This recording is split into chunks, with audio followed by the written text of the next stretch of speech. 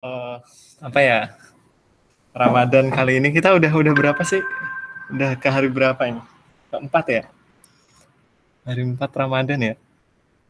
Ya, semoga itulah Ramadan kita lancar meskipun ini ada wabah, terus terhalang sama mungkin kesempatan ini. Jadi kita asistensinya online, tapi nggak apa-apa. Kita tetap semangat aja menjalanin Ramadannya. Oke, kita hari ini akan membahas mengenai heteroskedastisitas dan autokolerasi. Jadi sebenarnya materi ini tuh sedikit udah dibahas sebelum UTS ya. Dulu heteroskedastisitas itu kayak gimana, mengapa terjadi demikian, terus cara penanggulangannya kayak gimana. Nah, cuman di materi kali ini kita mungkin lebih agak mendalami gitu ya, masalah heteroskedastisitas, ujinya itu namanya apa, terus autocall juga kayak gitu.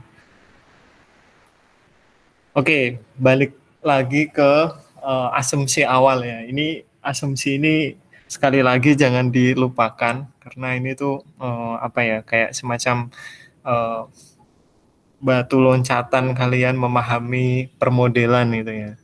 Apapun, nggak cuman OLS. Nah, di sini pertama modelnya harus linear. Ya, yang kedua itu variabel bebasnya ini memiliki nilai yang tetap. Terus apa ya?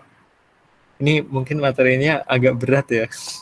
Soalnya udah sore, udah ngabuburit. Kita bikin slow aja ya. Jadi dibuat slow aja, jangan dipikir terlalu terlalu apa ya, serius, jangan. Nanti malah eh, apa ya? Ya panik malah nanti. Bentar lagi kan kita mau buka puasa kan ya. Ya kita bikin slow aja. Jadi nanti kalau misal ada yang nggak paham langsung aja bilang, Kak bisa dijelasin lagi, diulangi lagi apa namanya penjelasannya mungkin agak lambat atau penjelasannya dipercepat gitu. Nah, nanti bisa langsung ngomong ya. Oke, yang ketiga itu pasti dia tidak ada korelasi antar variabel bebas atau yang biasa disebut dengan multicall yang sudah kita pelajari kemarin. Terus yang keempat berkaitan dengan error term. Di sini error termnya rata-ratanya harus sama dengan nol. Nah, kemudian variasi dari rata-ratanya itu harus konstan. Variasi yang konstan ini disebut dengan homoskedasticity atau variabel XE. Nah, terus error termnya ini tidak terhubung dengan error term observasi lain.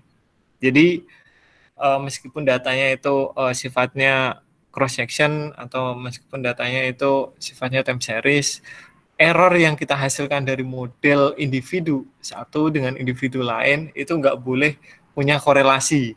Ketika ada korelasi, itu maka akan terjadi autokorelasi. Nah, itu yang nggak diperbolehin. Nah, terus error termnya ini memiliki distribusi normal.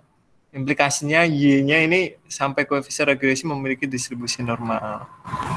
Nah, gimana sih heteroskedastis itu? Jadi heteroskedastis itu pengertiannya apa sih? Kenapa kok bisa terjadi hetero? Nah, sebenarnya apa yang salah di errornya gitu? Nah, pengertiannya hetero itu sebenarnya variasi dari error yang kita hasilkan dari permodelan yang kita bikin itu tuh menghasilkan variasi error yang tidak konstan. Di sini kalau kita lihat apa namanya, ada dua variabel ini regresinya income dan juga saving. Nah, income dan saving ini kan diregresi dulu. Nah, kemudian dihasilkan error. Errornya kemudian dibagi nih, error periode 0 sampai 1, sorry, error pada kuintil ini misal dibagi tiga kuintil gitu ya. Sorry, 1, 2, 3, 4, 5, 6, 7. Ya, dibagi 7 bagian lah. Jadi datanya income ini dibagi 7 bagian. Nah, di bagian 1, 2, dan 3 ini dilihat errornya. Nah, errornya kayak gini tuh sama atau enggak gitu. Nah, ketika errornya bentuknya ini sama, densitasnya ya. Jadi kalau ini kurvanya 4 dimensi ya. Nah, kalau bentuk error, distribusi errornya ini bentuknya sama, nah berarti dia errornya itu konsisten. Nah, error yang konsisten ini itu bisa membantu kita untuk mengetahui bahwa model itu tuh memang udah ditreat kalau errornya itu konsisten gitu. Kayak ibarat gini. Jadi behavior manusia gitu ya, behavior manusia. Behavior manusia kalau kalau kita udah tahu ya kejelekan manusia itu apa namanya ya, satu gitu ya, dia konsisten kejelekannya itu bisa dilihat terus. Maksudnya mungkin apa ya, mungkin si A gitu ya, si A itu dia punya punya punya error, dia punya kejelekan itu tuh konsisten mulai dari usia 0 sampai sampai eh, sampai usia terakhir, sampai usia lanjut usia sampai 60 ke atas gitulah, katakan 60 ke atas. Nah, dia selalu konsisten errornya. Jadi konsisten seperti itu kita bisa memprediksi perilaku seseorang itu kayak gimana. Nah, cuman cuman ternyata errornya manusia itu kalau kita lihat itu nggak konsisten. Itu yang terjadi di lapangan itu seperti itu. Jadi model yang memiliki error yang konsisten, variasi errornya itu konsisten, itu jarang banget. Data yang sifatnya cross section, data yang sifatnya apa namanya, time series, dan apa ya, panel data kayak gitu tuh pasti error yang kita hasilkan itu ya ada yang berbeda gitu, ada yang sama kayak gitu. Kayak misal nih ini ya, ini ibarat kayak gini, orang yang memiliki pendapatan di kuintil 1, ini ya, ini harus distribusi error yang ketika memprediksi income, ini ya, dari variabel saving, ini harus sama dengan orang yang memiliki pendapatan di level 2. Bayangin, orang kaya untuk mengetahui seberapa pendapatannya dilihat dari savingnya itu dia punya error yang sama. Padahal kalau di realitas kenyataan beda nggak sih? Maksudnya behavior orang kaya sama orang miskin beda kan? Iya nggak? Ya nggak teman-teman? Jadi ya dari sini itu udah ketahuan gitu loh. Apa ya, orang miskin behavior errornya itu pasti nanti akan terjadi perbedaan. Nah, ketika errornya itu sama, konsisten terus, nah itu disebut dengan homoskedastis. Nah, dan itu jarang sekali model yang seperti itu. Kayak ini ya, ini realitas kenyataannya di kehidupan nyata. Ternyata error yang kita hasilkan itu kadangkala kecil, kadangkala gede, gedenya itu ada di tengah-tengah, kemudian kadangkala kecil. Nah, ini. Nah, makanya apa sih yang menyebabkan heteroskedastis ini? Jadi hetero itu ternyata muncul karena satu, berkurangnya error dengan bertambahnya waktu. Jadi gini, jadi gini, apa ya? Misal nih, misal kita contohnya mau mengetik gitu ya, mengetik. Nah, ketika ketika kita berada observasi di ketikan pertama, ini kita bikin beberapa observasi gitu ya. Ketikan pertama, orang lagi belajar mengetik gitu ya. Orang belajar mengetik kayak gitu kan banyak yang typo pasti. Soalnya orang pertama, maksudnya apa ya, pertama kali dia belajar mengetik dengan laptop gitu lah. Sebelumnya dia belum pernah ngetik-ngetik laptop. Itu pasti banyak yang typo kan. Nah, kemudian hari kedua dia mencoba lagi, ngetik lagi. Hari ketiga dia mencoba lagi. Nah, kalau kalian lihat kesalahan-kesalahan mulai dari hari pertama, kedua, ketiga, keempat, dan seterusnya, itu akan semakin tambah atau semakin berkurang? Halo guys. Berkurang kan? Nah, Kurang, Kak. karena dia apa? Ada proses learning kan? Ya nggak? Nah, orang yang nggak konsisten itu, errornya kayak nggak konsisten tadi, kesalahan pertama, hari kedua, itu kan nggak konsisten tuh. Dia mengecil terus kan, variasinya mengecil terus kan. Nah, permodelan yang seperti itu susah untuk ditebak, sehingga muncul heteroskedastis. Kayak gitu. Nah, penyebab yang kedua itu errornya bertambah seiring dengan nilai variabel independennya meningkat. Jadi ini permasalahan multicall yang sudah kita pelajari kemarin.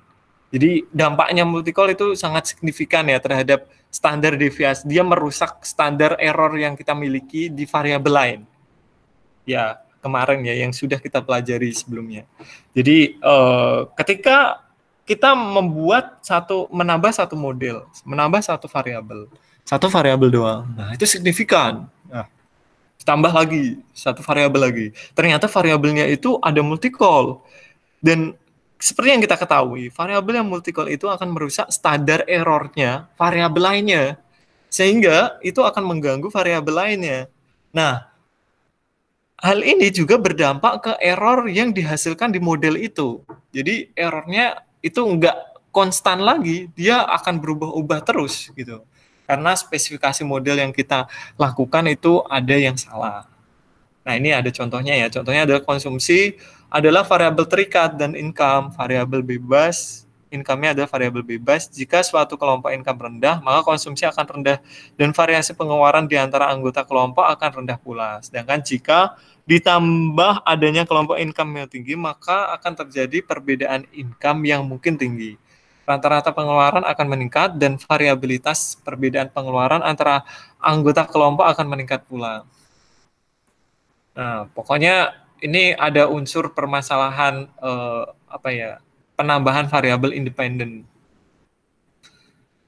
Oke, lanjut ya. Penyebab yang ketiga itu dengan membaiknya metode pengumpulan data, maka varian error akan semakin kecil. Jadi gini, ini khususnya ketika kita ngambil data dari survei ya. Makanya survei lapangan itu nggak semudah yang kita bayangkan gitu loh. Maksudnya gini, kita itu dihadapkan ketika kita survei lapangan berarti kita kan membuat alat ukur kan, iya nggak? Nah, alat ukurnya itu tuh bisa jadi yang kita buatkan alat ukurnya. Misal kalian mau mengukur toleransi seseorang gitu ya. Nah, toleransi seseorang mungkin dengan skor atau dengan apa gitu. Nah, mungkin dengan skor dulu gitu ya. Nah, setelah kalian ukur toleransi seseorang dengan skor, dan ternyata ada metode lain yang lebih bagus lagi untuk mengukur toleransi. Nah, seperti itu. Jadi ada measurement error gitu. Alat ukur yang kalian gunakan itu ada terjadi permasalahan. Itu biasa disebut dengan measurement error. Nah, hal ini akan menyebabkan heteroskedastis juga. Nah, jadi gini, measurement error itu dampaknya sangat signifikan ya. Maksudnya terhadap penelitian kita ya, terhadap permodelan yang kita buat ya. Jadi misal nih, kita mengukur sebuah variabel yang salah, kita mengukur sebuah variabel yang mungkin nggak sesuai sama permodelan yang kalian bikin, itu bisa menyebabkan banyak masalah ya. Nah, ada permasalahan hetero ini permasalahan utama yang di dalamnya. Nah, nanti kalau kalian belajar di IV instrumental variable, salah satu mengapa kita harus memilih IV ya kita ada permasalahan ini. Dia error terus variasi error ini tidak ketika kita mengukur variabel ini salah gitulah pokoknya. Nah, makanya kita harus ada ketika kita membuat sebuah variabel ya di survei ya kita harus ada dasar, mungkin ya paling enggak ada dasar penelitian sebelumnya. Oh, ternyata ketika mengukur toleransi beragama itu dengan teorinya si A, si B, si C. Nah, teorinya si A, si B, si C pun itu belum tentu dia relevan dengan keadaan yang ada di Indonesia. Nah, kayak gitu. Jadi ada semacam uji validitas sama reliabilitas ya untuk memperbaiki pengukuran yang salah atau enggak salah itu ya.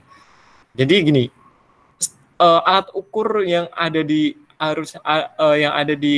luar negeri, misal orang luar negeri udah bikin gitu ya, belum tentu alat ukurnya itu tuh reliable terhadap alat ukur yang diukur di Indonesia. Maksudnya gini, jadi alat ukurnya itu belum tentu cocok gitu untuk mengukur keberadaan sosial ekonomi yang ada di Indonesia. Nah, jadi apa ya? Makanya akan memunculkan model yang sifatnya itu hetero. Nah, ini yang ketiga. Yang keempat munculnya outlier. Nah, ini jelas banget ya. Outlier yang tinggi itu pasti mempengaruhi model yang kita hasilkan. Dia bisa underestimate, bisa overestimate.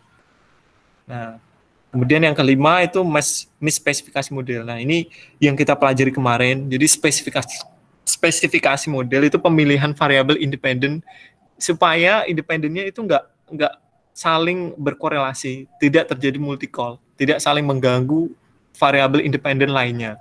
Nah, itu sangat penting. Nah, ketika kita salah spesifikasi model, kita langsung paksakan variabel yang kita miliki, kita regress semuanya. Ya udah, berarti dia ada permasalahan spesifikasi model. Nah, jadi apa ya, kayak kesimpulan yang kita hasilkan dari regresi yang kita hasilkan itu bisa salah, bisa misinterpretation. Nah, jadinya apa ya, model kita itu menyesatkan gitu. Jadi jangan sampai ya, jangan sampai kita membuat model regresi dan model regresinya ternyata itu tidak sesuai sama apa ya, keberadaan yang ada di masyarakat, keberadaan populasi. Kita kan ingin menebak apa ya, perilaku di populasi gitu kan dengan metode sampling yang kita gunakan di survei gitu kan. Nah, tapi ternyata kita punya permodelan yang salah. Nah, itu jangan sampai seperti itu. Nah, konsekuensinya hetero itu apa sebenarnya? Nah, konsekuensinya ini hetero menghasilkan estimasi parameter yang tidak bias, namun tidak lagi blue. Jadi gini, dia memang beta yang kita hasilkan itu tidak bias. Jadi tidak nah, cuman di sini ada permasalahan lain. Mungkin dia itu sorry, apa ya, blue itu kepanjangannya apa kemarin? Apa guys? Aku lupa. Blue. Base linear. Nah, ya, base linear, unbiased estimator kan. Nah, di sini ketika kita memaksakan model kita, ya udah nggak apa-apa ada hetero, dia ya nggak nggak blue lagi gitu, nggak blue lagi. Blue kan apa ya, banyak banyak banget kan persyaratannya kemarin kita pelajari yang sebelumnya tadi kita bahas tadi. Nah, kemudian di sini ini ya, ini kalau kalau variasinya ketika di sini tidak ada, ketika ini ada hetero. Variasinya di sini variasi betanya. Oh ya, sorry. Variasi betanya yang ketika ada hetero sama tidak ada hetero itu sama. Jadi gini, beta yang kita hasilkan itu ya angkanya segitu-gitu gitu. Meskipun ketika gini. Ketika kita regresi, betanya ya segitu-segitu aja gitu. Jadi nggak berubah signifikan banget. Itu kalau model kita masih ada hetero. Jadi hetero ini tuh nggak kelihatan ketika kita melihat di betanya. Nah, tapi di sini akan kelihatan ketika melihat standar error yang kita hasilkan. Nah, ini dampak yang kedua, ini variasi estimasinya. Variasi estimasinya akan menjadi bias terhadap varian sebenarnya. Ya, tadi. Karena kita kan ingin menebak populasi dan variasi yang kita hasilkan ternyata apa ya, nggak sesuai yang ada di populasi, sehingga mungkin ada perbedaan antara rata-rata atau variasi beta yang kita hasilkan dengan variasi beta yang sebenarnya. Tapi gini, biasanya para peneliti kalau menggunakan stata, makanya apa ya, kalau ada mazhab yang kalau di kita kan ada yang bilang kalau ya udah, kalau misal ada hetero ya udah koma robas aja.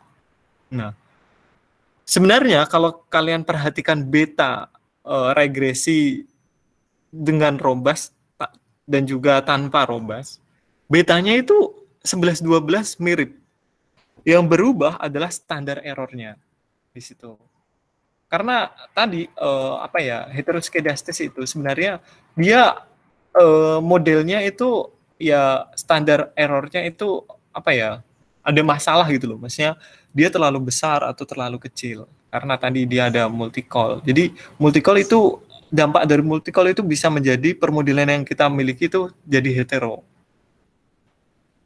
karena spesifikasi model yang salah, terus measurement error dan seterusnya. Makanya apa ya, untuk membuat menanggulangi permodelan yang terkena hetero itu ada banyak sekali model ya.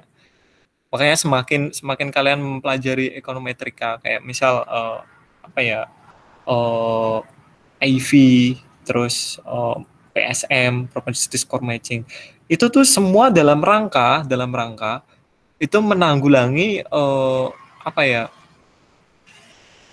menanggulangi hetero. Tapi gini, error yang kita hasilkan itu error yang random. Jadi, sorry, apa ya, gini. Jadi, kayak impact evaluation, kayak gitu tuh salah satu metode ya untuk menanggulangi permodelan yang sifatnya itu ada hetero. Nah, ini masih dalam implikasi adanya hetero. Penduga parameter tidak bias dan konsisten tapi tidak efisien. Akhirnya penduga blue tidak dipenuhi tapi hanya blue. Ini cara mendeteksi hetero itu sebenarnya ada banyak. Tapi yang kita pelajari apa ya? Biasanya kan pakai Pagan ya. Stat head test gitu aja ya kalau di komen di Stata. Nah, sebenarnya kalian bisa mendeteksi hetero itu dengan scatter.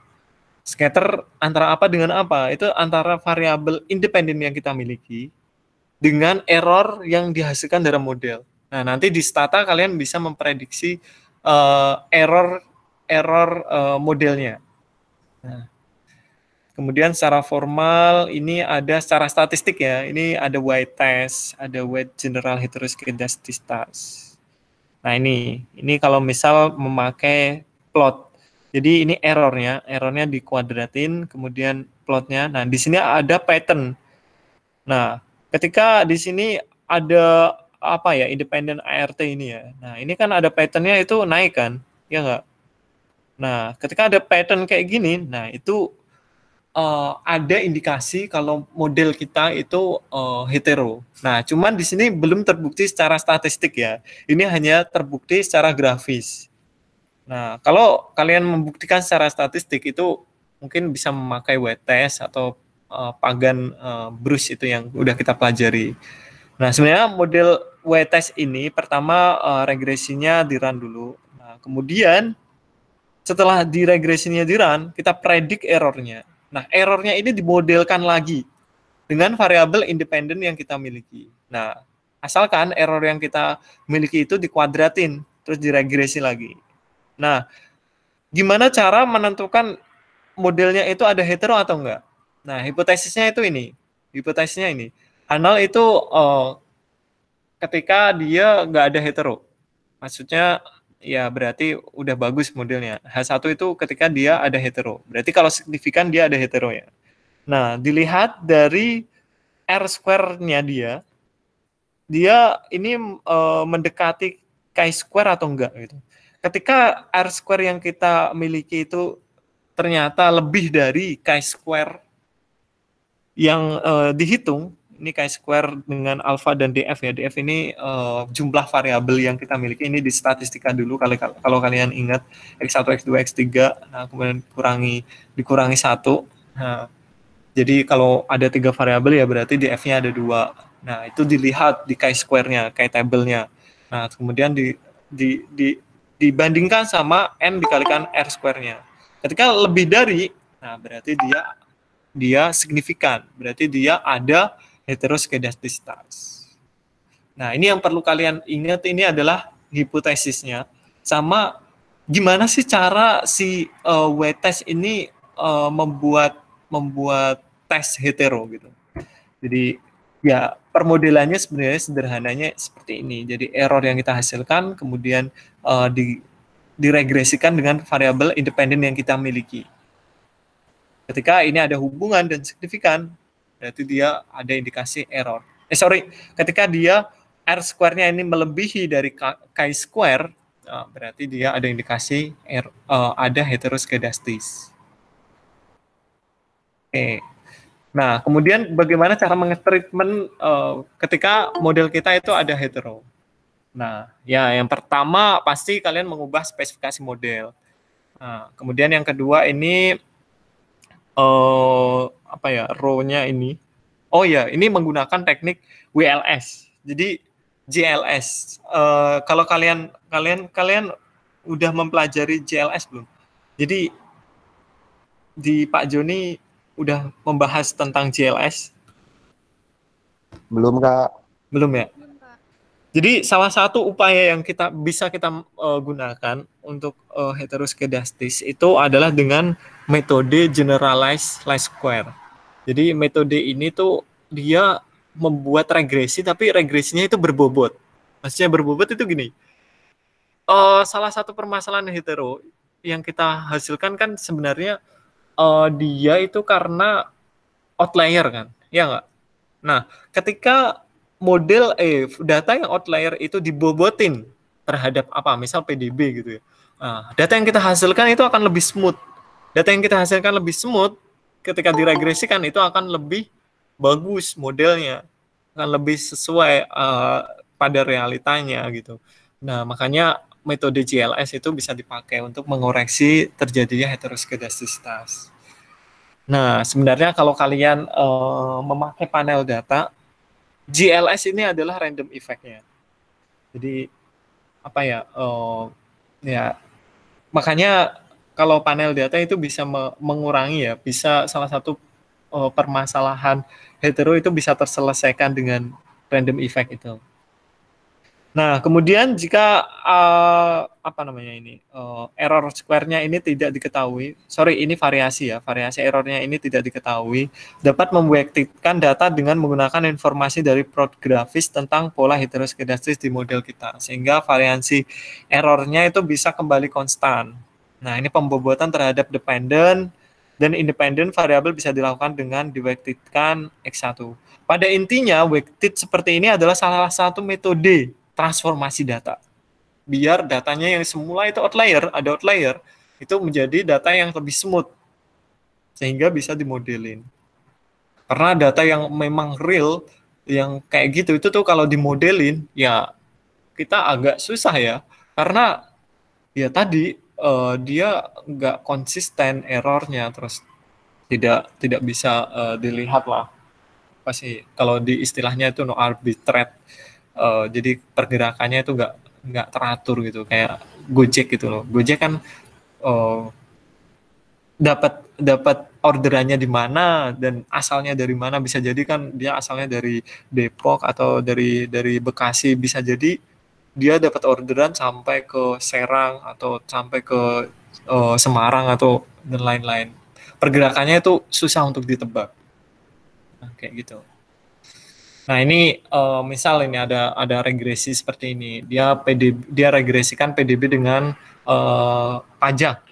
Nah, di sini signifikan. Nah, hati-hati ya kalau model yang seperti ini dia pasti langsung signifikan. Nah, cuman kalau kita tambahkan variabelnya, kalau kita lihat pola residualnya, kita predik residualnya, kemudian di scatter plot dengan PDB dan ternyata ada pattern di sini.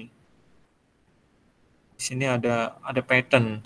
Nah, kayak gini perlu diperhatikan. Nah, kemudian ketika dia regresikan residualnya, error yang kita hasilkan itu residual kuadratnya itu, ini dikuadratin residualnya, kemudian diregresikan dengan PDB, ternyata di sini nggak signifikan.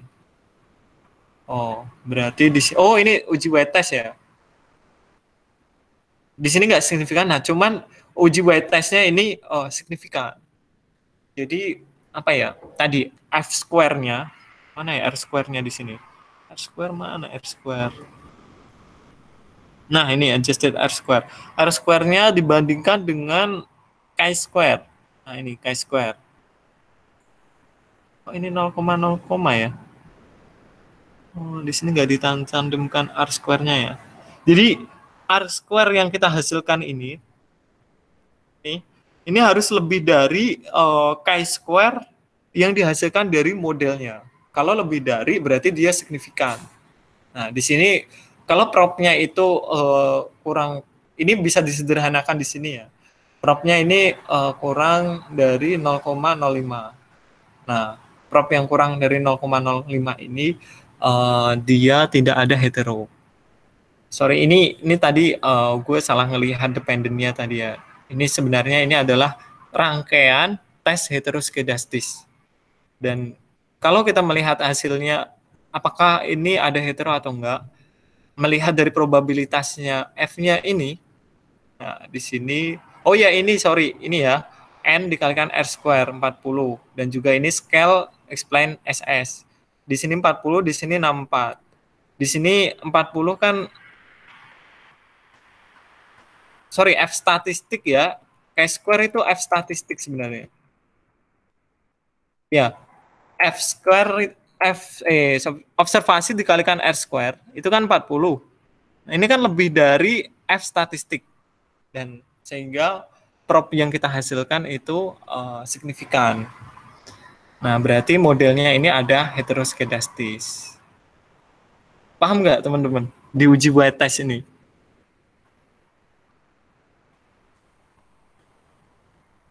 Oke, lanjut ya. Ini cara mengatasi hetero, itu dengan transformasi logaritma.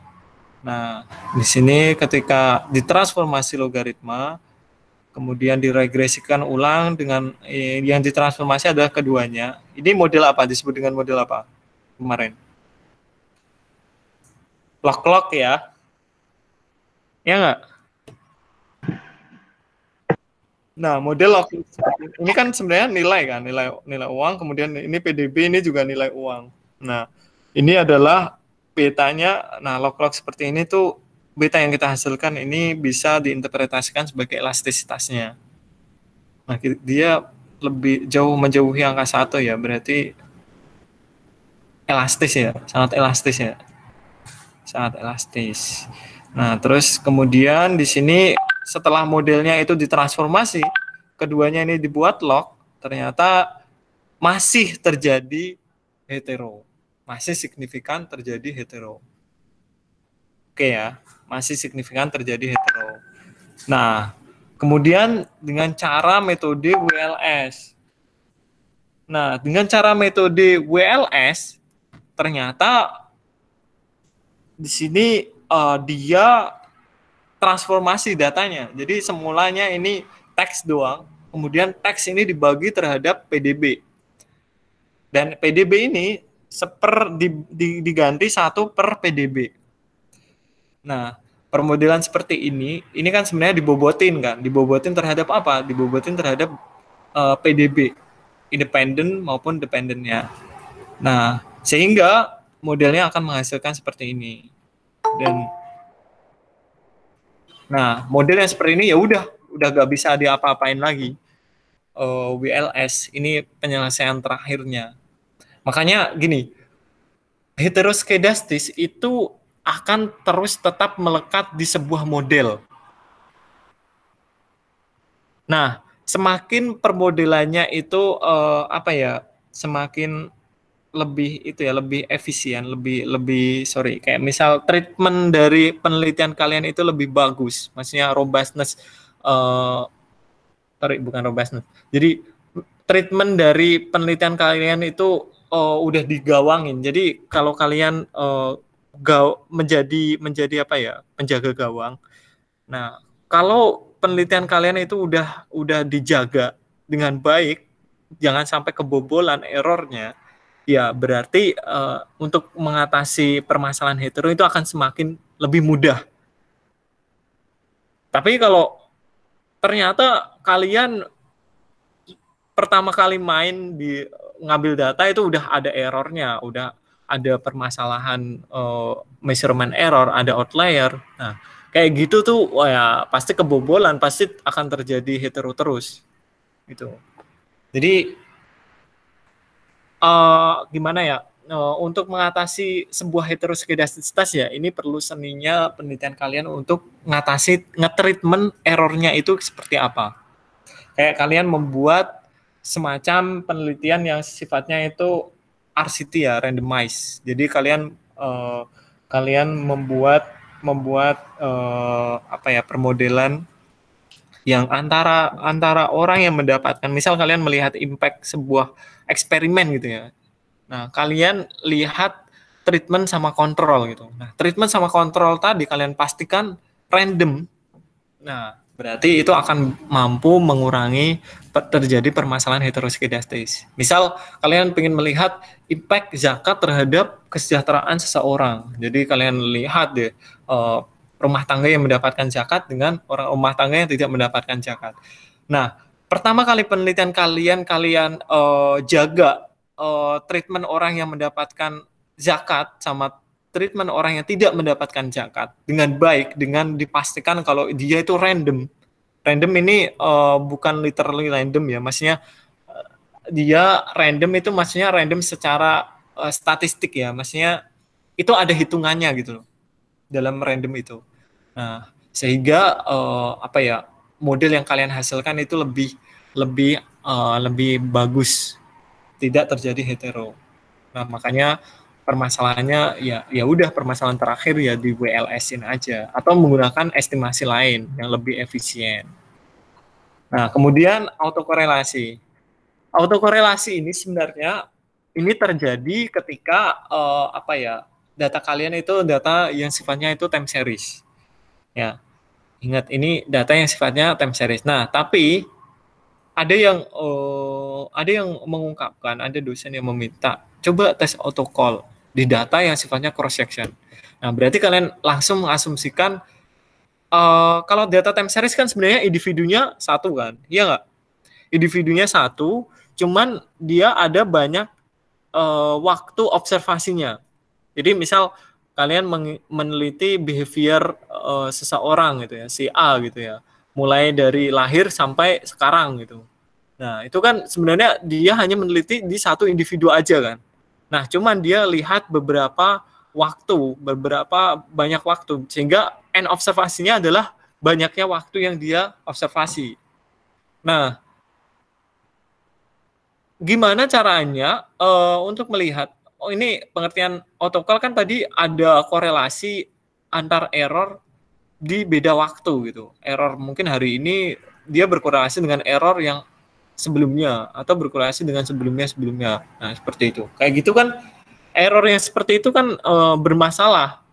Nah, tapi ketika kalian balik lagi ya, kalian ini datanya cross section. Nah, ada dosen yang meminta coba tes autocall. Nah, berarti yang dimaksud adalah error antar individu lagi, bukan error antar waktu yang berbeda. Nah, jadi autocall ini bisa data yang sifatnya time series. Ini yang umum terjadi ya, umum yang dilakukan oleh para peneliti ya untuk menghitung dia ada korelasi nggak error dengan error sekarang dengan error sebelumnya. Nah, tapi biasanya ada juga yang meminta datanya cross section tapi suruh uji autocall. Nah, berarti dia maksudnya adalah individu satu apakah mempengaruhi dengan individu lain errornya. Kayak gitu. Nah, ini mengapa sih terjadinya autocall? Nah, ini autocall ini sangat banyak pembahasannya ya kalau di data time series ya. Ini di sini itu pembahasannya di data time series. Nah, ini mengapa terjadinya autocall? Karena ada shock, inersia, terus ada manipulasi data, terus ada salah spesifikasi kayak tadi. Nah, ini ada lag. Jadi gini, di model time series dia itu ada namanya autoregressive model. Jadi autoregressive regression, AR, biasa disebut dengan AR. Nah, dia tuh ada hubungan variabelnya sekarang, variabelnya mungkin apa ya, mungkin dia melakukan sedekah gitu ya. Sedekah di hari ini itu bisa mempengaruhi sedekah di hari sebelumnya. Ini misal kalian meneliti satu individu gitu ya. Nah, misal kalian pengen meneliti sedekah di bulan Ramadan dengan sedekah tidak di bulan Ramadan gitu ya. Nah, kalau kalian meneliti satu individu, satu orang itu ya, nah berarti modelnya ini kalau time series ya apa namanya, charity ketika dia tidak Ramadan, sebelum Ramadan gitu lah, katakan sebelum Ramadan, dengan charity orang setelah Ramadan itu ada korelasinya. Nah, itu disebut dengan autoregresif, ada hubungannya. Jadi kalau diregresi dia signifikan. Nah, karena tadi dia ada apa namanya, hubungan gitu antar individu, antar observasi, antar time-nya itu ada hubungan. Dan ini diperbolehkan dalam permodelan time series. Jadi kalau di permodelan apa namanya ya, sifatnya itu cross section data ya nggak boleh. Tapi kalau di time series ya itu nggak apa-apa dimaklumin itu loh. Jadi salah satu asumsi yang dimaklumin itu adalah autokorelasi kalau di permodelan di time series. Nah, mengapa demikian? Karena dia ya memang dia memodelkan time sebelumnya, dia memodelkan observasi sebelumnya. Nah, sehingga dia dimaklumin lah ketika terjadi autocall. Nah, tapi pemakluman itu ada syaratnya, dia harus stasioner datanya, harus ditransformasi dulu. Nah, kemudian ada manipulasi data, ini penyebab autocall ya. Kemudian ada fenomena cobweb. Nah, ini fenomena cobweb ini maksudnya kayak apa ya? Ini contohnya ya, jika pada akhir T harga pertanian T lebih kecil dibanding T-1, maka suplai pertanian T+1 lebih kecil dibanding saat T. Sehingga error pada T tidak akan random. Karena jika pertanian memproduksi hasil pertanian lebih pada saat T, maka mereka akan mengurangi produksi pada saat T+1. Ini tuh kayak apa ya? Ada inersia gitu loh. Maksudnya lamban merespon gitu loh. Ada inersianya. Cobweb kan kayak gitu kan. Dia kayak jaring laba-laba. Jadi kalau digambar itu kayak jaring laba. Kalau ini udah dipelajarin, kalian nanti pelajarin ketika kalian ngambil di permodalan cobweb itu di ekonomi apa ya? Ekonomi itu loh. SDMK kalau nggak salah. Iya, SDMK. Ekonomi sumber daya manusia. Nah, ini konsekuensinya apa? Konsekuensinya ini OLS-nya tetap linear, sama interval R-square-nya juga overestimate. Nah, terus t sama F ratio akan tidak valid, sehingga apa ya, model yang kita hasilkan itu ya tadi menyesatkan.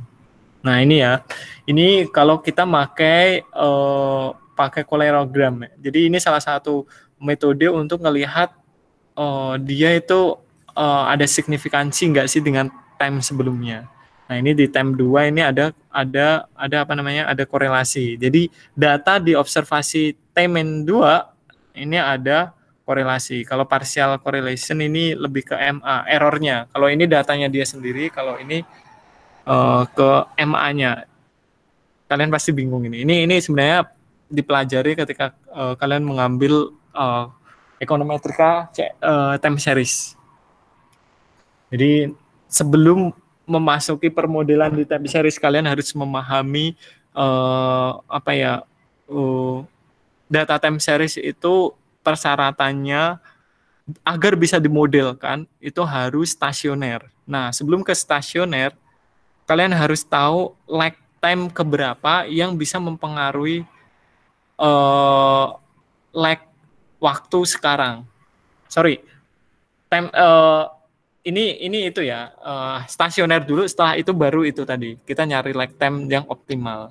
Nah, makanya data time series itu ada banyak sekali perkembangannya sampai sekarang itu. Kayak ini nanti kalian menentukan lag time-nya itu pasti akan terjadi ketidakefisienan. Jadi time-nya banyak banget. Nah, ternyata yang berkorelasi, semua time berkorelasi. Nah, padahal kan kalian pengen menambahkan satu variabel aja di lag time-nya. Nah, mungkin nanti kalian bisa ngambil ekonometrika time series lah di semester yang akan datang. Nah, cara mendeteksinya keberadaan dari autocall itu dengan Durbin Western. Ini sebenarnya udah saya jelasin waktu sebelumnya dulu. Jadi di sini kalau dia mendekati angka 2 berarti dia tidak ada autocall. Tapi kalau dia mendekati angka 4 ini ya, dia mendekati angka 4 berarti dia ada autocall negatif. Kalau dia mendekati angka DL-nya aja, sorry ini DL ya, DL, angka 2 ini tidak ada autocall. Nah, angka DL doang ini ada autocall positif. Pokoknya mendekati angka 2 udah aman lah datanya. Nah, ini contohnya, ini cara mendeteksi autocall dengan BG test. Jadi untuk mendeteksi autocall itu ada banyak tes ya. Ada tadi Durbin-Waston, ada BG test. Nah, Durbin-Waston tadi ngelihatnya di dia dia angkanya berapa DW-nya. DW-nya kalau mendekati 2 berarti signifikan. Nah, kalau BG ini dia ngelihat korelasinya. Nah, korelasinya ini dilihat apakah residualnya ini mempengaruhi residual lain. Nah, ini diregresikan. Nah, ketika ini signifikan, nah berarti dia ada autocall. Nah, makanya ketika terjadi autocall, treatmentnya itu kayak gimana sih? Nah, jadi gini, di time series itu data yang sifatnya autocall, data yang seperti tadi ya dia ada hubungan. Nah, kemudian di treatment kayak ini ya ada first order auto regression. Maksudnya itu kayak diturunin lah. Ini sebenarnya ini tuh dipelajarin waktu time series sih kalian. Jadi di sini nggak terlalu di dalemin lah. Di sini hanya sekedar tahu aja kalau data yang sifatnya autocall itu ya di data time series itu harus diturunin. Nah, diturunin ini ada first order autoregression, ada second order autoregressive kayak gitu. Jadi diturunin. Nah, ini yang dimodelin adalah errornya, korelasi errornya autoregressive model. Terus ini dia memasukkan variabel T-1, bukan T-nya dia tapi T-1. Nah, ini juga sama treatmentnya itu kita bisa memakai transformasi model. Cuman transformasi model ini ya, ini dia pokoknya ini sebenarnya apa ya? Kayak semacam kalau kalian mempelajari itu data time series itu ya salah satu upaya untuk membuat data itu biar tidak ada autocall itu ngetes dulu sebenarnya dia ada stasioner atau belum. Nah, kalau kalian perhatikan di sini di YT kemudian XT ini tuh adalah upaya yang dilakukan untuk membuat tes data itu stasioner atau enggak. Jadi satu min P. Beta 1 sama dengan beta 1 min P. Nah, ini terus treatmentnya kasus kedua. Ini kayaknya terlalu dalam. Ini pokoknya kalau datanya sifatnya time series ya. Time series. Biasanya dia langsung diturunin. D ini Durbin Waston-nya kita langsung skip aja karena kita nggak terlalu dalam ke data yang permodelannya itu time series. Kita permodelannya itu lebih ke data yang sifatnya itu cross section. Cuma hanya sekedar tahu aja tadi ya kita perlukan data-data yang sifatnya stasioner. Nah, ini oh ya, hasil output di sini ini tuh adalah hasil output yang ada di Fuse. Nah, mungkin nanti kalau kalian menggunakan Stata akan lebih beda ya hasilnya. Nah, di sini Durbin Waston-nya 0,9. Berarti aman nggak? aman kan? Dia jauh dari sorry, justru ini yang nggak aman ya. Soalnya dia jauh, dia mendekati angka 2 ya, jauh dari angka 2 ya. Sehingga dia dites dulu apakah dia ada apa namanya autocall atau enggak. Ternyata dia ada autocall. Nah, terus ini treatmentnya dengan menggunakan phase difference. Nah, jadi tadi matematik yang sangat ribet tadi, sebenarnya itu dia hanya menekankan di perlakuan ini. Jadi data yang kita miliki itu diturunkan satu waktu sebelumnya. Maksudnya gini, kayak misal nih, kalian meneliti apa ya? Meneliti itu harga saham misalnya, harga saham. Nah, kalau kalian regresikan ya harga saham di hari sebelumnya dengan hari sebelumnya, hari sebelumnya dengan hari sekarang, ya pasti itu akan signifikan gitu kan. Nah, kemudian ketika kalian tes dia ada autocall atau enggak, ternyata dia ada autocall. Pasti ada autocall. Nah, untuk mencari first difference dari itu, cari aja selisihnya time sekarang dengan time yang akan datang. Nah, sebenarnya selisihnya itu adalah apa? Return kan. Nah, sebenarnya untuk melihat first difference itu adalah returnnya dari harga si saham itu. Nah, itu yang dimodelin first difference. Kalau misal first difference ternyata ada autocall lagi, ya berarti second difference. Diturunin lagi kedua. Ada autocall lagi, berarti diturunin lagi ketiga, dan seterusnya. Seperti itu. Nah, ini udah sih. Ini first difference ini sudah tidak mengandung autocall. Nah, makanya first difference ini udah cukup. Dia nggak ada autokorelasi. Nah, itu materi asisnya kali ini. Nah, terus untuk prakteknya kalian download dulu datanya yang ada di apa namanya? Ada di ini Drive. Dari sini ada pertanyaan dulu nggak? Bingung ya? Autocall pasti masih bingung ya? Ya. Oke, aku jelasin lagi ya kali ya. Jadi gini, autocall kan sebenarnya dia sederhananya itu gini. Dia apakah error sekarang itu mempengaruhi error yang akan datang? Error sekarang itu mempengaruhi error sebelumnya. Nah, ketika errornya itu saling berkorelasi di time yang berbeda, nah itu akan terjadi autocall. Nah, cuman kasusnya kalau data time series cross section gimana? Nah, berarti error di individu sekarang. Jadi setiap individu itu punya error, ya nggak? Nah, error antar individu itu nggak boleh ada korelasi.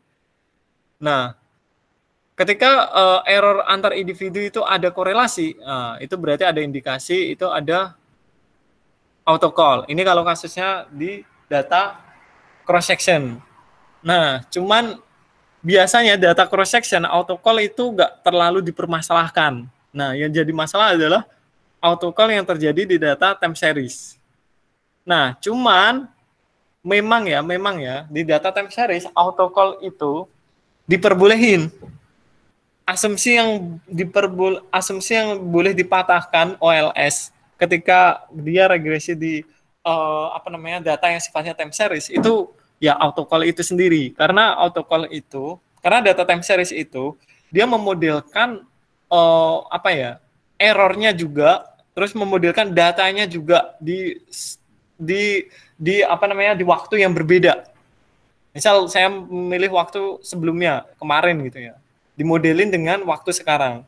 Nah, itu permodelan time series.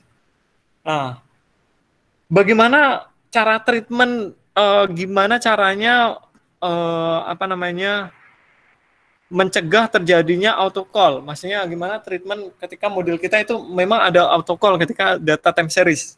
Ya udah, variabel yang kita miliki ditransformasi, diturunkan turunan pertama dulu.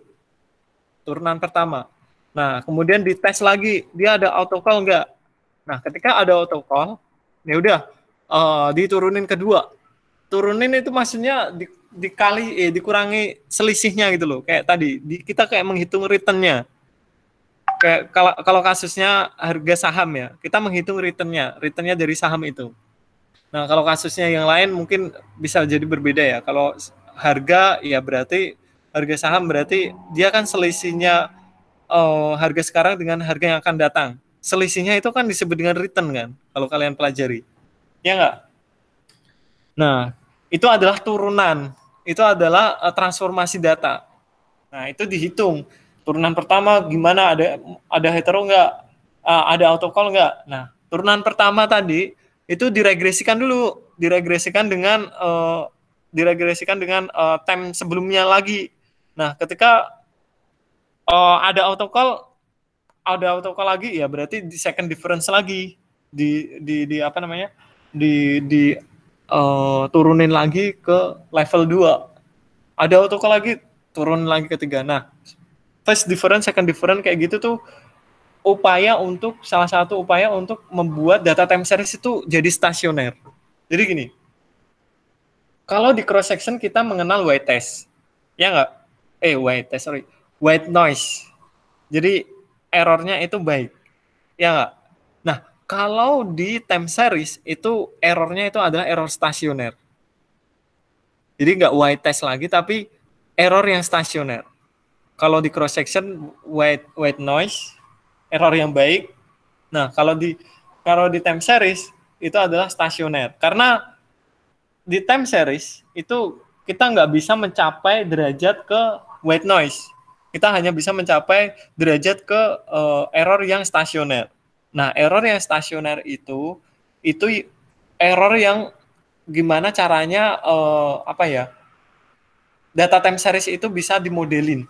Jadi apa ya, kayak ibarat kalian itu kalau memakai data time series langsung di datanya dia, langsung tanpa di difference kan, tanpa ditransformasi data, pasti terjadi autocall. Pasti akan terjadi autocall dan pasti permodelan yang kalian hasilkan itu menyesatkan. Nah, tapi kalau kalian di difference kan, sehingga modelnya tadi adalah stasioner. Model yang stasioner di data time series akan bisa dimodelin. Kayak gitu. Cuma autocall ini agak ribet ya, soalnya ini menyangkut dengan data time series. Ada pertanyaan lagi untuk autocall atau heteroskedastis? Halo guys. Langsung praktek aja Kak. Oke, langsung praktek aja Kak. Oke, silakan kalian download dulu. Datanya ini adalah data mobil. Data mobilitas dari hasil apa namanya kemarin ya. Kemarin kan kita mencoba untuk mengambil datanya dari publikasi apa? Google ya. Dia terhadap COVID ya. Ini apa ya? Oh, gara-gara ini. Oke, ini aku clearkan dulu. Ini aku buka ya. Kalian udah mendownload semua kan? Nah, silakan datanya dibuka, open.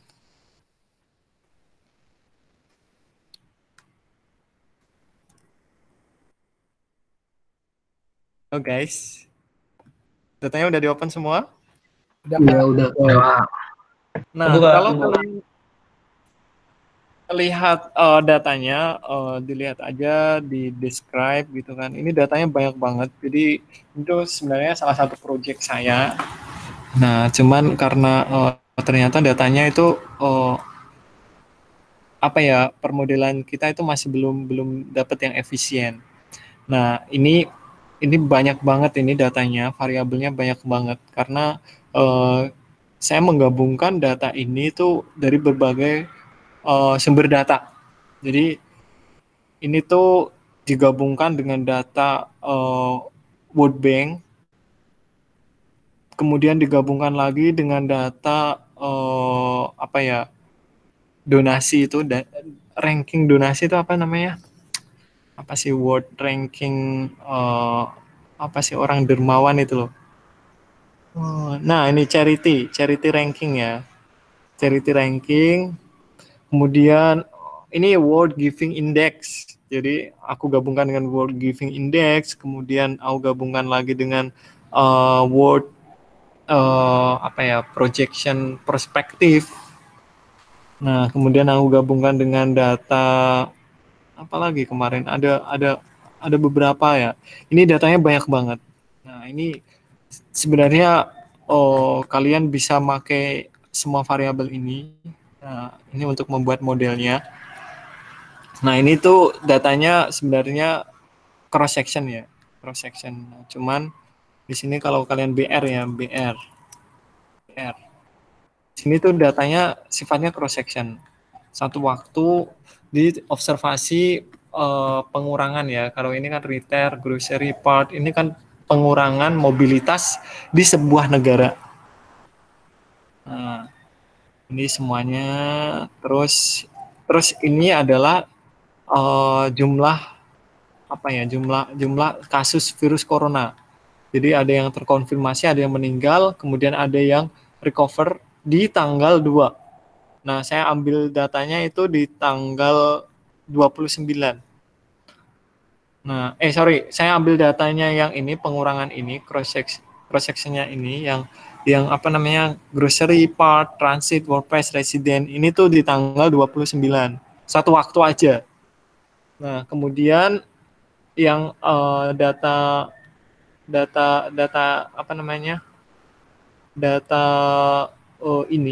corona ini. Jadi ada yang konfirmasi, ada yang dead. Ini ada 2 time. Data tanggal 29 Maret sama data tanggal 2 Maret. Nah, kemudian di sini ada data variabel-variabel lain. Nah, kalian nanti bisa memakai permodelan ini ya. Jadi kita akan mendeteksi bagaimana pengaruhnya si corona ini terhadap mobilitas di sebuah negara itu. Nah, kita pakai model sederhana dulu ya. Kita mau neliti apa nih? Mobility terhadap retailer kali ya. Soalnya yang paling parah kan pasti yang terjadi adalah retailer, ya nggak? Nah, kemudian kita kasih variabel konfirmasi virus corona di tanggal 29. Kalau itu minus maksudnya sektor itu mobilitasnya berkurang sebesar sekian gitu Kak maksudnya? Iya benar. Maksudnya per apa Kak? Per mobil, per orang apa gimana sih? Per negara itu. Jadi kalau kalian ukurannya apa gitu Kak? Nggak tahu ya. Dia tuh ada perbandingan database, bentar ya. Kalau kalian jadi yang sebelum COVID tuh dia segini-segini mobilitasnya gitu, tapi nggak tahu. Iya benar. Iya benar. Ini ada dokumentasinya ya. Nah, di sini tuh dia dibandingkan base time. Nah, base time-nya itu mungkin sebelumnya tadi seperti yang diungkapkan. Jadi dibandingkan dengan base time itu dia ada kenaikan atau enggak? Ada kenaikan berapa? Terus kalau dibandingkan dengan base time itu ada kekurangan berapa? Maksudnya ada minus berapa? Nah, kayak gitu. Ya, ini di data mobilitas. Nah, kita ingin meregresikan data mobilitas dengan data corona, sehingga kita bisa mengetahui ya dampaknya dari virus corona terhadap mobilitas sebuah negara itu ya. Nah, di sini signifikan ya data terkonfirmasi sehingga dia akan menurunkan mobilitas seseorang untuk menuju ke retailer atau recreation. Nah, tapi kalau kalian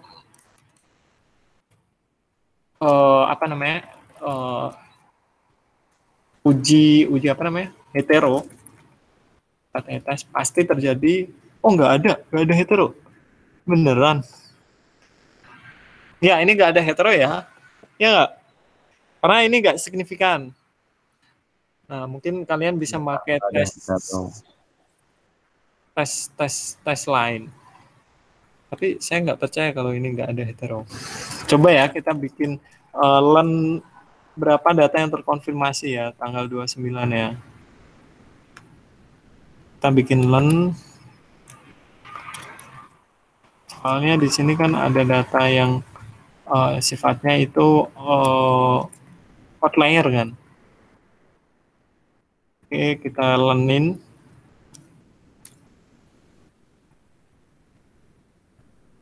Tes. Oh iya, dia nggak ada multi call ya. Bagus berarti datanya ini. Nah, ini kan cuma satu variabel nih. Nah, tadi tadi hetero ya, bukan multi call ya. Ini kita pakai yang len aja ya, soalnya yang len itu lebih smooth. Kalau dilihat di sini kan, oh dia apa namanya? Dia lebih ke arah negatif, cuman negatifnya itu kecil banget kan, terlalu underestimate kan, iya nggak? Nah, kita pakai len aja, kita transformasi menggunakan len. Nah, tapi di sini datanya itu nggak itu kok, nggak hetero kok. Nah, kita coba tambahkan variabel independen lain. Misal apa ya? Misal jumlah populasi ya, population, densitas ya, densitas population.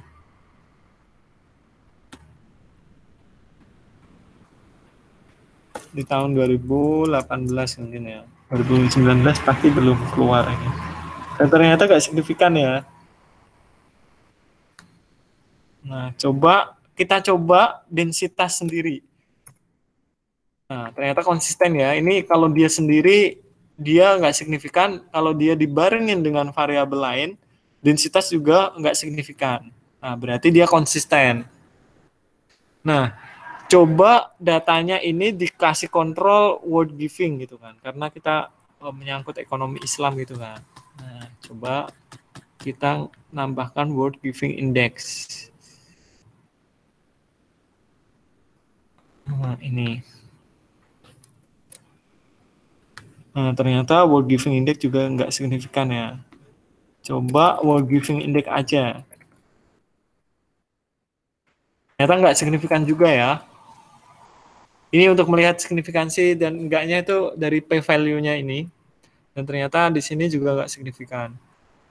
Nah, berarti konsisten ya, word giving index itu memang nggak signifikan terhadap perubahan yang ada mobilitas seseorang ketika musim corona.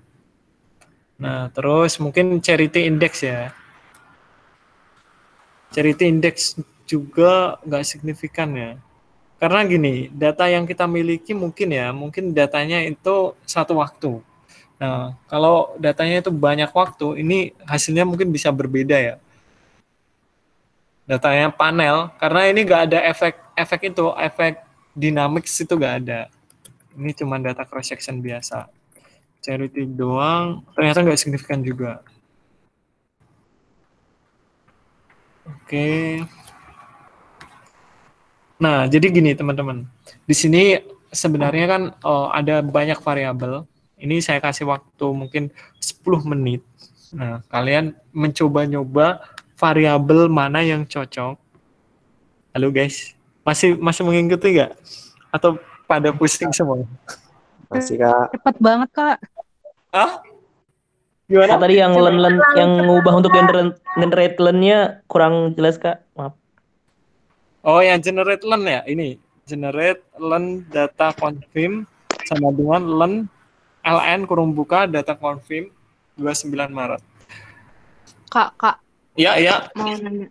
Itu kan tadi kan kita nge-rek satu-satu tuh Kak, yang beberapa variabel itu kita mau ngelihat mana yang signifikan aja kan Kak. Ternyata dari semua itu pada nggak signifikan, jadi nggak apa-apa kalau nggak direk kan Kak? Iya, nggak apa-apa kalau nggak direk. Oke. Nah, Kasih Kak. Nah, cuman gini, ini challenges bagi kalian ya. Ini ada berapa orang yang ikut online? Ada 26 ya orang yang ikut online. Nah, 25 ya, dikurangi saya. Nah, di sini ini ada challenges buat kalian.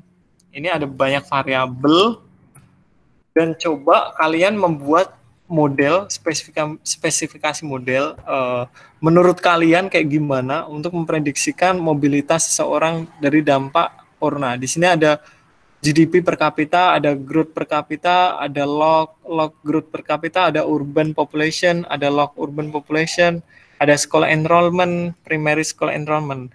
Cari setidaknya itu satu variabel yang signifikan. Nah, coba kalian setelah ini ya, setelah apa namanya, kalian masukkan dulu variabel konfirmasi. Tadi kan saya udah masukkan tabel konfirmasi dan ini signifikan. Nah, tambahkan satu variabel yang signifikan mempengaruhi apa namanya, retail recreation, mobilitas pada retail. Oke? Sanggup nggak? Kan Bentar dulu Kak, yang tadi kecepatan. gimana? Yang mana? Yang membuat len? Iya, maksudnya dari yang gen, habis itu correct lagi. Yang nomor 8788. Oke ya. Di sini karena kita tadi regresi awalnya tanpa di len, itu beta yang kita hasilkan itu terlalu underestimate kan, terlalu kecil kan, iya nggak? Nah, kita coba transformasi data konfirmasi ini menjadi len dengan cara generate len data confirm sama dengan len data confirm 29 Maret. Nah, karena saya udah membuat variabel ini, nah di sini akan muncul variabel len data confirm 29 Maret already defined. Nah, ini karena saya udah bikin ya, di sini udah ada variabel yang namanya itu ya. Nih kalau dicek terakhir. Nah, setelah membuat variabel itu, ya kita regresikan variabel ini. Variabel ini diregresikan dan hasilnya ini. Ini kan signifikan, ya nggak? Nah, challenges kalian gimana menambahkan satu variabel. Kalian bisa menambahkan variabel apapun yang ada di sini. Di sini ada banyak ya, kayak variabel ya. Ada populasi, ada densitas, ada GDP, ada urban, ada primary, ada secondary, ada employment di sektor informal. Jadi kalau ini gini, data ini tuh kalian bisa memakai berbagai macam teori ya, kalian bisa pakai ya. Nah, di sini saya men-challenge kalian, coba kalian menambahkan model ya, membuat model dengan menambahkan satu variabel yang ada di sini, variabel kontrol apapun. Di sini bisa berbagai term apapun, gitu. Berarti retail recreation, data len data confirm, sama satu lagi kita milih sendiri Kak. Iya benar. Oke. Nah, ini saya kasih waktu sampai 15 ya, 10 menit lah, cukup nggak? Cukup. Nah, oke. Kalian coba satu-satu yang signifikan. Udah Kak, aku udah ketemu. Ya, kalau udah silahkan di-submit untuk dijadikan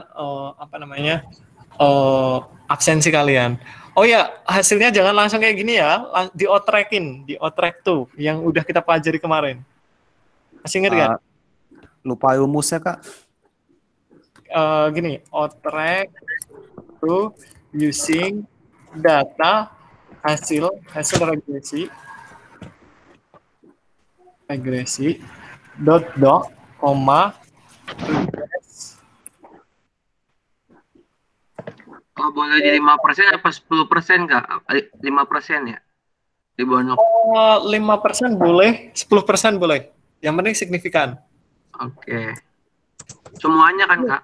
Iya, semuanya. Kalau misalkan yang saya tambahin itu signifikan tapi si tiba-tiba data confirmnya nggak signifikan, nggak boleh kan? Nggak boleh. Itu Dua-duanya. Dua-duanya signifikan. Oke. Ini hasil regresi sederhana. Nah, ini tuh sebenarnya dalam rangka membuat spesifikasi model. Jadi spesifikasi model itu adalah membuat model, dicoba satu persatu, modelnya itu konsisten atau enggak. Nah, ketika kalian udah mencoba satu-satu, ini signifikan, terus kalian tambahin variabelnya, ternyata itu signifikan lagi. Nah, itu berarti model kalian itu udah bagus. Yang susah ya dalam permodelan itu adalah spesifikasi model. Nah, ini hasilnya. Oh iya, jangan lupa untuk memperbaiki standar errornya dikasih robust. Nah, kalau di outrack di sini akan dapat hasilnya. Yang udah selesai siapa? Aku udah Kak. Nah, boleh ditampilkan share screen-nya nanti gue bahas model lo itu udah bagus atau belum? Oh, aku pakai laptop tapi ini pakai HP. Jadi aku sambungin ke laptop dulu ya itunya. Ya, boleh. Yang lain masih ditunggu. 15 ya.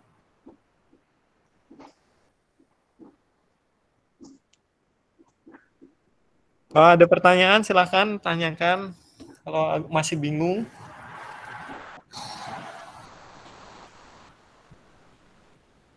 Oh ya, sekarang itu udah ada data yang levelnya provinsi, teman-teman. Nanti kalian bisa memakai data yang levelnya provinsi. Kalau ini kan levelnya negara ya, jadi datanya dikit kan. Kalau provinsi itu lebih banyak. Datanya ada 34 provinsi, dan terus kalau di Indonesia doang ya. Tapi kalau di luar negeri bisa banyak. Udah Kak, udah tersambung ke laptop. Nah, coba share screen hasil regresi lu, kayak gimana? Share screen-nya gimana sih? Lu belum pernah nyoba ya? Ini di bagian ini ya. Ada yang bagian pokoknya bagian sebelah sini lah. Oh Ini iya ada nih. Sharing. Sekarang Oke. ini apa nih? Presentasi sekarang coba. Presentasikan sekarang jendela 1 ya? Ya. Ya, ada apa? Kak. Ya. Kan signifikan itu kan signifikansi dilihat dari itu kan Kak p-value-nya. Ya. P-value-nya yang Kalau ada di di bawah di bawah 0,05 berarti signifikan kan? Iya, benar. Di bawah 0,5 atau di bawah 10%, 0,1. Nah, ini Diki udah dapat 2 variabel yang signifikan nih. Apa ini? Transit station. Iya, dan residensial. Jadi aku mikir. Oh, oke. Terus lanjut. Ya, jadi aku sih mikirnya kalau misalkan orang yang menggunakan transportasi umum itu, tunggu dulu. Kayaknya ada yang salah deh. Bener nggak sih ini? Ayo, gimana? Pasti bingung nggak? Jadi gini. Transit station sama residensial itu termasuk mobilitas juga, ngerti nggak? Jadi mobilitasnya itu nggak hanya di retailer, dia bisa mobilitas transit station, bisa mobilitas residensial juga. Jadi kalau kalian meneliti mobilitas ini konteksnya, ya ini termasuk variabel dependent juga transit station sama residensial. Soalnya dia mobilitas ke transit station, mobilitas ke residensial. Ngerti nggak?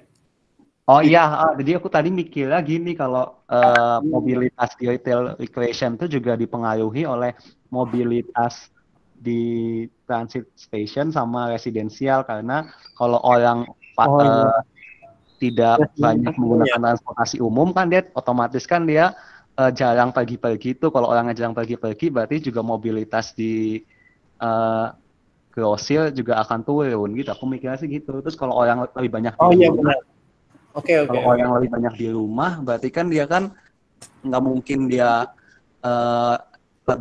pasti dia bakal mengurangi kunjungan dia ke grosir kan. Jadi kalau misalkan peningkatan di residensial itu pasti akan menurunkan mobilitas di coba tes hetero coba di situ. Oh, oke. Start tes. Terus multi-call, start VIF. Oke, nggak ada hetero dan nggak ada multi-call ya. Udah aman modelnya. Ya udah oke modelnya. Cuman nanti penggunaan variabel kayak transit station sama residensial perlu ditekenin. Mengapa memakai variabel itu? Kan itu juga variabel sebagai variabel mobilitas. Takutnya dia tuh jadi gini, salah satu asumsi OLS yang kita harus penuhi itu ini ya, kalau kita menelitinya itu dampak coronanya ini ya, learn data confirm-nya ini ya. Berarti variabel learn data confirm-nya ini harus sifatnya itu exogenous. Maksudnya exogenous itu dia tidak dipengaruhi oleh variabel apapun. Nah, kemudian ini transit station ini juga. kalian kan menggunakan variabel independent transit station ini. Nah, kalau kalian fokus siapa Diki ya? Diki ini fokusnya itu penelitiannya adalah transit station, mobilitas di transit station. Ya, berarti pastikan mobilitas transit station itu variabelnya itu exogenous. Jangan sampai variabelnya itu endogenous. Exogenous itu dia tidak dipengaruhi oleh variabel apapun. Transit station ya pasti dipengaruhi yang lain juga ya. Ya enggak? Nah, makanya variabel Ya, Kak. mobilitas transit station itu sebenarnya dia masih endogenous. Dia bisa dipengaruhi data konfirmasi virus corona. Coba kalau lo regresikan transit station terhadap data confirm pasti signifikan juga. Soalnya dia saling mempengaruhi gitu. Dependennya adalah transit station.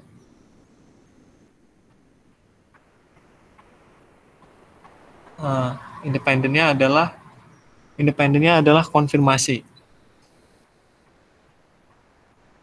Tuh, signifikan juga kan? Nah, berarti transit station di sini sifatnya itu adalah endogenous. Endogenous itu variabelnya itu masih dipengaruhi oleh variabel lainnya yang signifikan. Gitu. Oh, berarti ini nggak bisa pakai itu ya, Kak, yang tadi ya, Kak? Iya, transit station ini nggak bisa dipakai sebagai variabel independen. Kalau kalian meneliti ya hubungan antara transit station dengan retail. Karena transit station sendiri itu endogenous. Endogenous. Tapi kalau misal Diki ini memakai metode IV gitu ya, itu nggak masalah. Variabel transit stationnya endogenous nggak masalah. Nah, cuman nanti cari variabel instrumen yang sifatnya itu exogenous. Dia nggak boleh dipengaruhi oleh variabel apapun. Kayak misal kedalaman lautan. Nah, itu kan apa yang mempengaruhi? Itu kan variabel dari Tuhan kan. Tapi nggak ada kekurangannya ya tadi. Variabel IV itu nggak ada yang strongly exogenous. Tapi nggak masalah untuk pemula dan dalam waktu yang sesingkat ini dapat model itu nggak masalah. Yang lain coba, ini waktunya udah kelar ya. Yang lain yang pengen berbagi. Kak, berarti kalau aku tinggal kirim aja atau perlu diubah lagi, Kak? Kirim aja boleh. Tapi kalau lo nggak puas ingin membuat model lagi, silakan. Oke, Kak. Kantor yang dikirim outrack-nya aja, Kak? Iya, yang outrack-nya aja. Nih, Kak, gue mau ngasih lihat. Ya, boleh. Kita aksesnya sampai 5:30 kali ya? Atau terlalu itu? 5:25 ya? Boleh, Kak, boleh. Oke. Ini sampling data confirm, terus employment di services, sama urban total population. Oke, temuannya menarik ini. Coba jelasin hasil temuan lo. Iya, ini asumsinya sih kan mobilitas ke retail itu nurun ketika itu employment di service-nya juga banyak, sama urban population juga banyak kan. Jadi ketika dia kasusnya makin banyak tuh kan otomatis dia yang kerja di sektor service sama populasinya juga ini kan, maksudnya populasinya banyak, dia yang mobilitasnya juga makin turun gitu. Jadi asumsinya ketika dia gua bikin ini employment di services sama urban population itu berpengaruh ke retail recreation-nya ini. Kayak gitu sih. Oke, itu hubungannya positif semua ya? Yang services ini negatif atau positif? Yang mana? Itu yang services, yang employment ke sektor services. Negatif. Itu positif yang urban population justru. Nah, itu bisa dijelasin nggak mengapa di urban population itu justru mobilitasnya itu semakin bertambah? Nggak tahu. Mungkin ya tadi karena di wilayah urban itu pasti apa ya, densitas penduduknya itu tinggi. Maksudnya penduduknya itu jumlahnya banyak. Nah, jumlahnya banyak itu kalau misal urbannya itu banyak, ya udah mobilitasnya juga banyak juga, ya nggak? Iya, iya. Oh iya sih bisa jadi. Nah, bisa jadi kayak gitu. Cuman nanti mungkin ada temuan lain. Yang lain ada yang mau share lagi? Oh ya, itu udah aman ya. Sama Kak, kayak Iya. Dio pakai servis juga. Kak, Yang ya, coba tapi share kalau 4 gitu, boleh juga kan Kak, kayak yang kayak Dewo, boleh banyak juga kan? apanya? Habis servis juga terus mau ditambahin populasi, mau ditambahin enggak ngaruh kan, yang penting semuanya signifikan kan. Iya benar. Coba perlihatkan modelnya. Sama, cuman ganti tahun doang. Gue kayak 2019. Oh, di tahun 2019 signifikan. Coba lihat aja. Dulu. Ini share kok nggak bisa sih Kak? Di bagian ini pojokan kanan bawah. Presentasikan sekarang atau present now. Nah, Udah. oke. Nah, ini sama ya, services itu dia negatif konsisten ya. Sama data konfirmasi juga mengurangi mobilitas ke retailer juga. Oke. Tadi yang replace si title-nya ganti apa Kak? Track to Hasil regresi apa gitu kan? uh-uh. Terus yang replace si title-nya ganti apa Kak? Itu variabel independen kalian.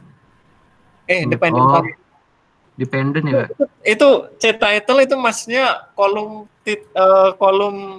title-nya. Maksudnya kalian bisa mengganti apapun lah. Misal berarti digantinya apa sama independen apa dependent? Gimana? Digantinya sama variabel dependent apa independen biasanya? Biasanya sih kalau saya menulis sih saya kasih keterangan dependent variable itu adalah retailer regression. Oh iya. Gitu. Dikasih keterangan kayak gitu. Oke. Yang lain ada yang mau share lagi? Halo guys.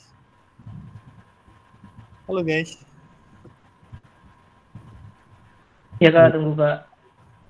Sama lah kayak juga. Oke, yang berbeda ada?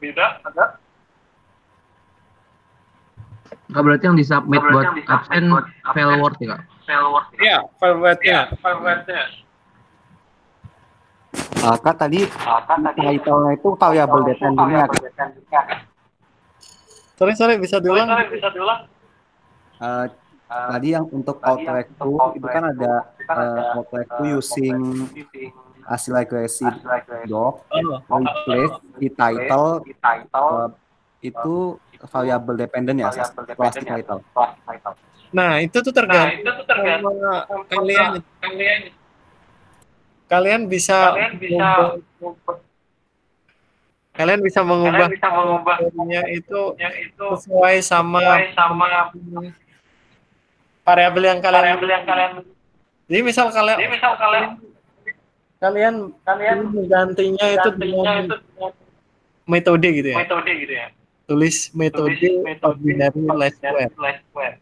Nah, terus mungkin di judul tabelnya itu ditulis regresi depannya ini. Nah, terus di belakangnya itu adalah ordinary. Kalau kalian perhatikan di jurnal-jurnal itu beda-beda ya. Ada pertanyaan lagi? Yang lain? Kak, Ya? kok aku kalau di output nggak bisa ya? Merah terus. Coba perlihatkan. Diregresiin dulu, Mel. Diinstal dulu upgrade-nya. Coba perlihatkan. Yang bermasalah boleh diperlihatkan. Halo, Meli. Nggak jadi Kak, udah bisa. Udah jadi, udah dapat. Kak boleh lihat komen outrack-nya Kak? Oke, bisa.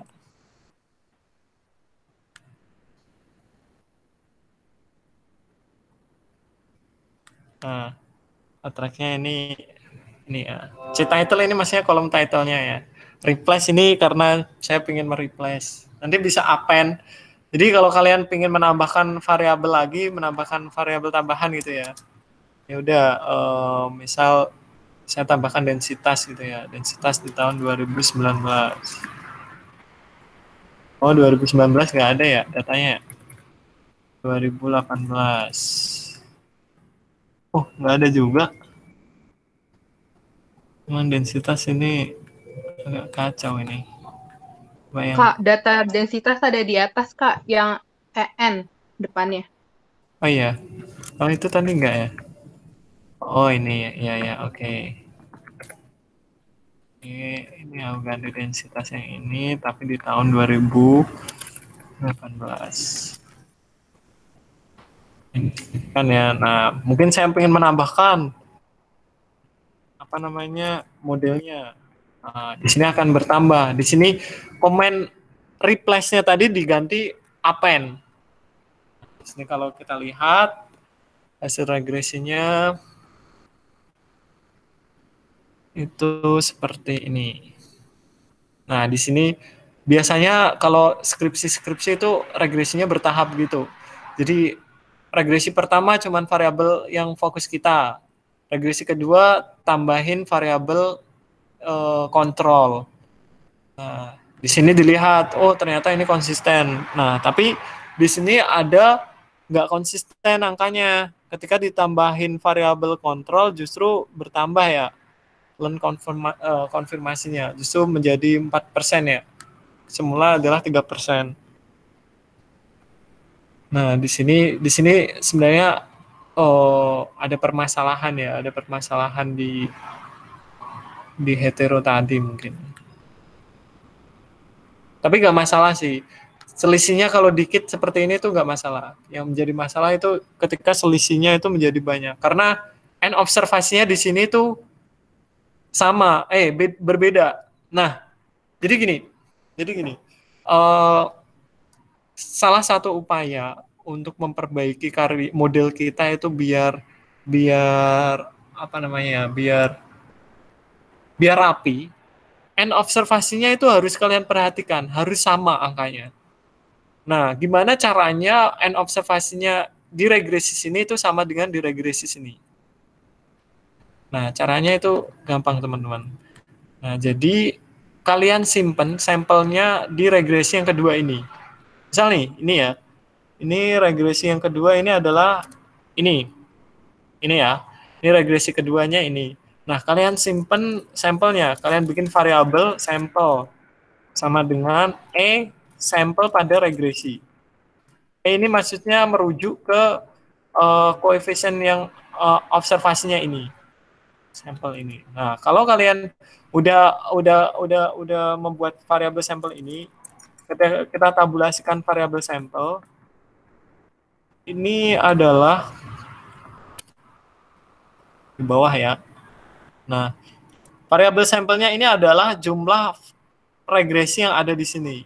Dummy 1 itu menjadi sampel di regresi seperti ini. Berarti ada 9 variabel observasi kita itu tidak masuk ke regresi yang kita miliki. Ngerti nggak? Nah, kemudian gimana tadi balik lagi ya, gimana caranya regresinya biar end observasinya di regresi pertama dengan end observasinya di regresi kedua itu sama. Nah, caranya ini. Regresinya di if conditional, sampel sama dengan 1. Nah, di sini semula kan 1, 2, 3. Nah, ini menjadi 1, 2, 2. Nah, ini di outrack lagi. Nah, terus di sini yang regresi kedua juga demikian. Nah, di outrack lagi, tapi di append. Di append semua ya, biar kita tahu perbedaannya itu yang mana. Oh, belum aku close tadi ya. Ulang lagi ya. Di sini regresinya sampel 1, kemudian outrack-nya ini diganti replace ya, jangan append ya, replace. Nah, kemudian regresi yang kedua, kemudian di outrack, di append.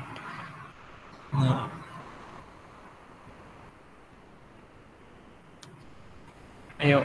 Nah, di sini end observasinya sama kan? 122, di sini juga 122. Nah, di sini angkanya juga mendekati. Semula tadi 36 di sini kan.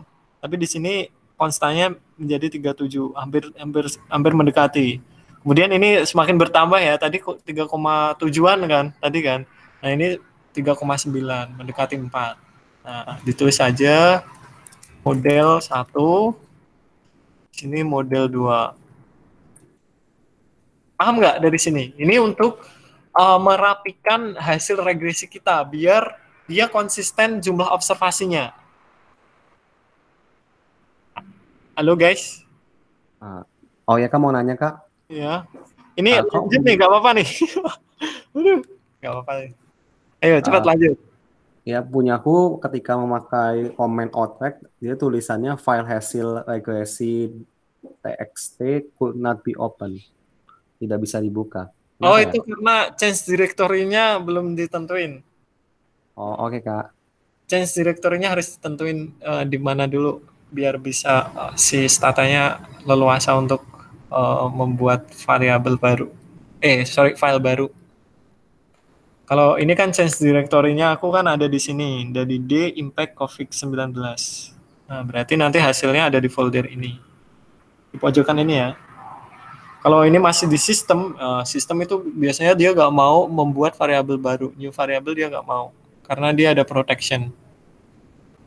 Oke, mungkin asisnya itu aja. Silakan hasilnya disubmit aja di drive. Dan terima kasih teman-teman sudah asis ngikutin asis meskipun lemes-lemesnya sembari ngabuburit juga belajar. Dan terima kasih. Wassalamualaikum warahmatullahi wabarakatuh. Waalaikumsalam warahmatullahi wabarakatuh, Kak. Terima kasih, Kak. Ya, sama-sama.